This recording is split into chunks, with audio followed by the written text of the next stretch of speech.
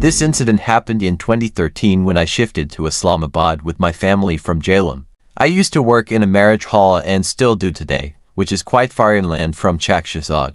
There are hills and deserts on the way. That night there was a wedding of a big Emirzade. It was very late until it ended. It was 2 o'clock in the morning. All the workers were wrapping dishes and finishing work. The boy who brought me to the road outside had gone. When I started walking without a free car, the cold weather from above, it took about 20 minutes of walking when I reached the desert where some dogs were barking fiercely as if they were chasing something. I stood up because I knew that I would be attacked now, so I picked up a stone and started to pass by one side, but a dog saw me barking in the distance. I didn't even look back. He went forward. He had reached far enough to smoke a cigarette. He was afraid that there were 200 rupees in the bag and the card would return to cigarettes to the laborer. When I came to a police post in a deserted place where there was a fire and only 3 employees were there. Their original post was on a hill. Because of the fog, the light of the post was not clear. I thought it was appropriate to stop. Meanwhile, an employee read some surah in a loud voice and flashed a light on me from head to toe and said, "Tell me your name." All the details were taken there.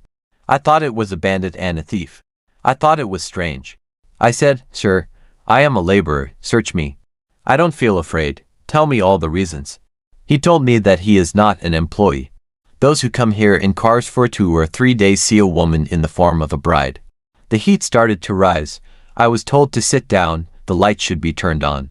But my poor mother must be dying, thinking that she should not stop. I was not even going to walk. I went a little further and heard the sound of a child crying. I thought it must have come from someone's house, but there were no houses in sight. Various things were coming to my heart. Sir, he was walking bent over and was drenched in sweat. Suddenly, I heard the sound of crying very close. My light was dim.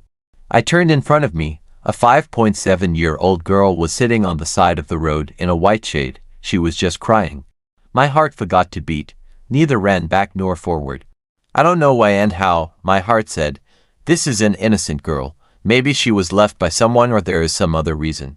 I want to go home. Where is the house?" They say, "The road is going from here. Above is our house." The girl was very beautiful, as clear as milk, black eyes. I said, "How did she come here?" He said, "Dude, this is someone's child." Because I was the daughter of such a child, I felt like my own daughter Fatima. Well, the child said that she had lost her way. I was surprised. I had the courage to go back to the police.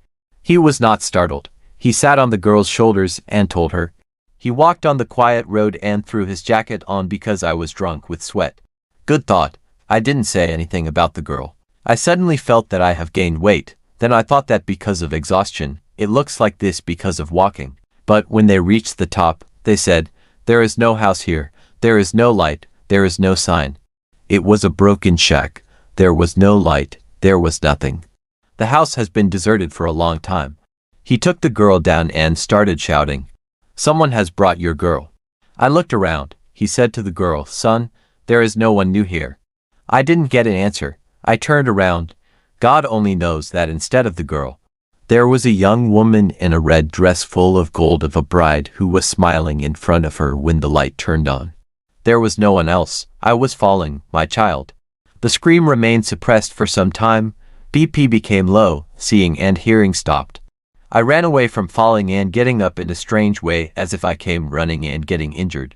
My voice was loud in the forest. I heard a voice from the recitation. Today I was saved. I kept laughing out loud.